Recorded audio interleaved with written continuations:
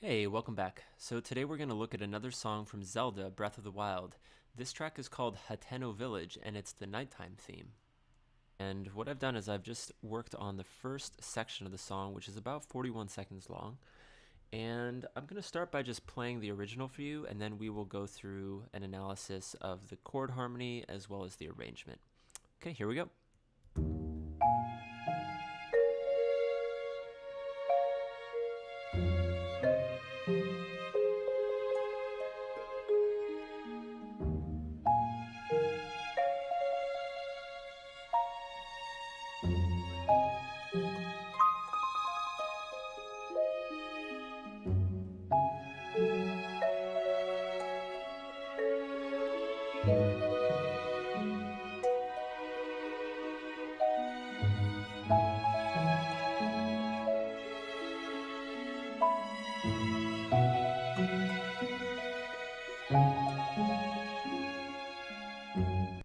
Okay, that's where it ends, right about 41 seconds in.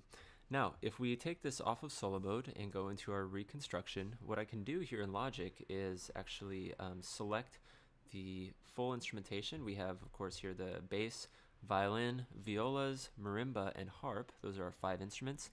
And they have a score view option, which is pretty cool. So what I've done is I've created chord charts for this whole song.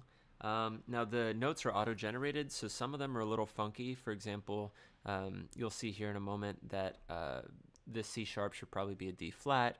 These are called enharmonic spellings, which means it's the same note, but it's just notated differently.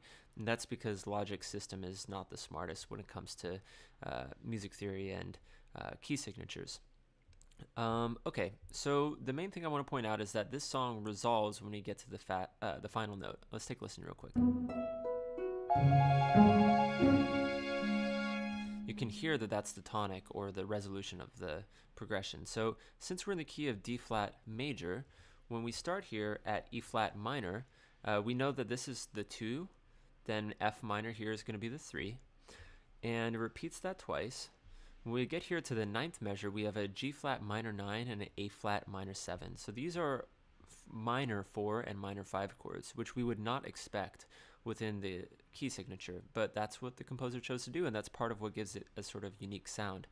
Now also, when we move here from the A major 9 to the B major, this is functioning as a flat 6 and a flat 7. These are altered chords, which means that usually we would expect to see a half step up for both of these, but they've been dropped down a half step in order to create this effect. Now this has been called like the triumph or the success theme. You see this originally in the Mario series, also in Zelda and in Final Fantasy. A lot of video games have made use of this flat 6, flat 7 tonic relationship to indicate success or winning.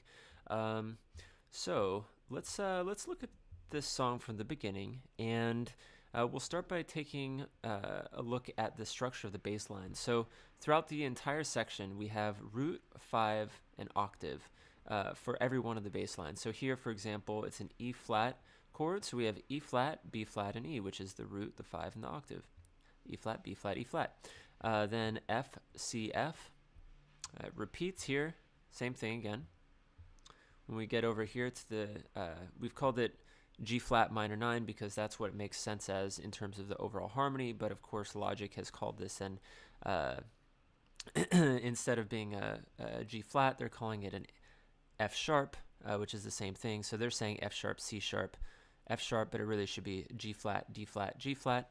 Anyway, so throughout this whole piece, now we get the flat spelling here. So here's A flat, E flat, A flat. And the first time this pattern breaks is right here. So here they reiterate A flat right before going into A. So this is a leading tone. And the leading tone still does the same thing. So we have A, E, and A. A repeats here as the leading tone moving into B.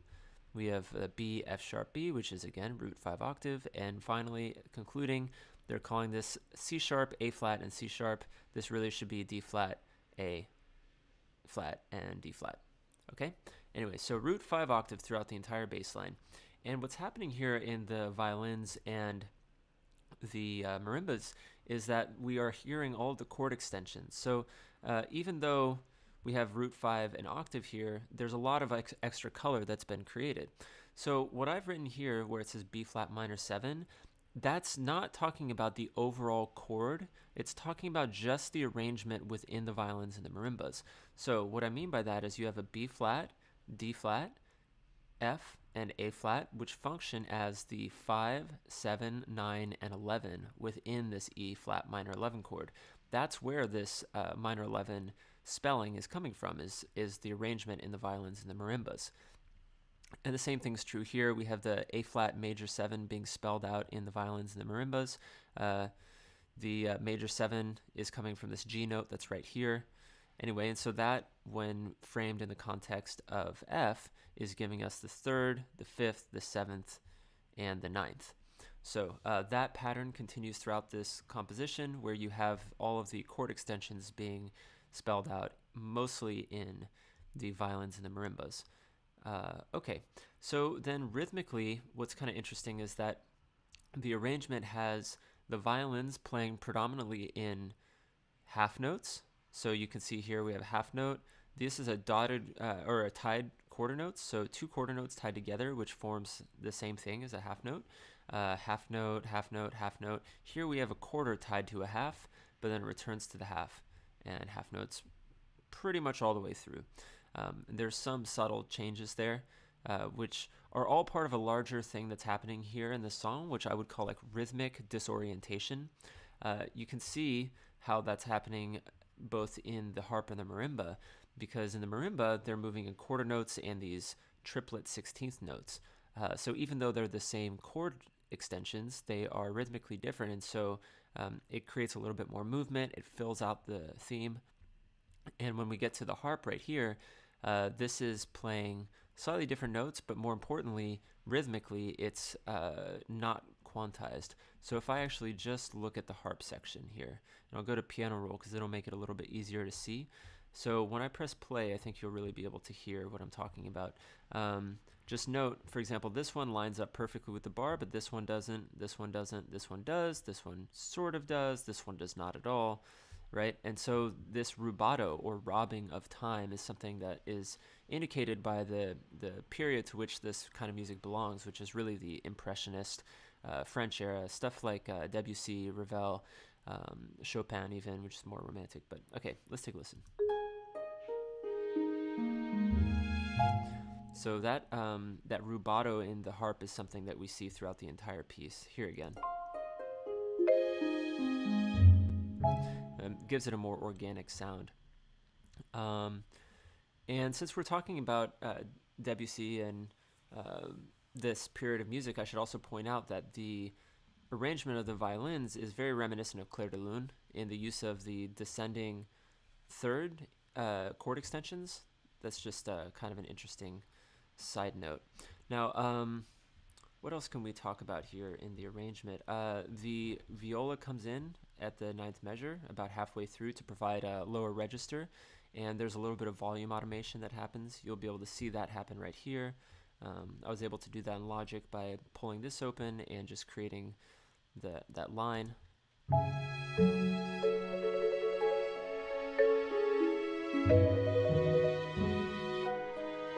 You can hear that if we isolate and just listen to the original.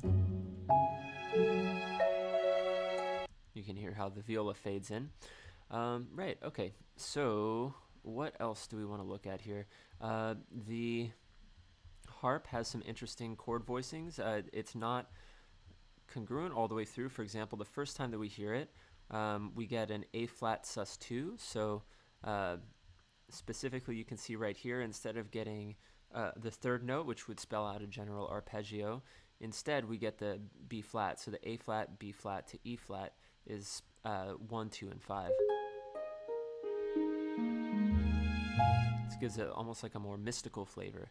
Now later on, when we hear them coming down, generally it tends to move in descending 7th arpeggio. So either minor 7 in this case, major 7th later on. Let's take a listen.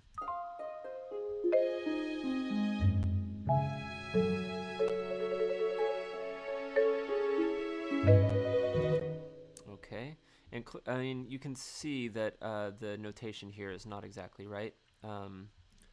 but the actual performance on the marimba right here in the piano roll is more accurate. That's how we're getting that sort of percussive effect. Sounds like a ringing phone or something. All right, well, that's pretty much this whole piece. I don't want to talk about it too long because I'm trying to keep these videos short. But yeah, just to recap, the bass line is playing root 5 octave throughout the whole piece. It's moving from 2-3 repeats, 2-3, then it goes 4-5, and then flat 6, flat 7, and tonic. It goes double time at the end. All of the chord extensions are happening in the violin, the marimba, and the viola, and the harp is also accenting that with these descending arpeggios. Adds a little bit of extra texture. Really nice song. Hope you enjoyed it, and if you would like to hear more songs either from this soundtrack or any other games, go ahead and just leave a comment in the section below, and I will try to work with you to create something that you like. Okay, thanks for watching. Bye-bye.